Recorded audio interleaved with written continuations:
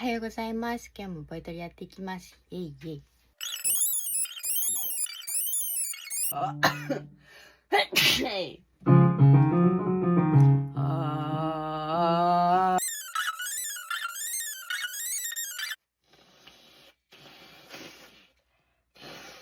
皆さん、週の半分、水曜日でございます。どうお過ごしでしょうか？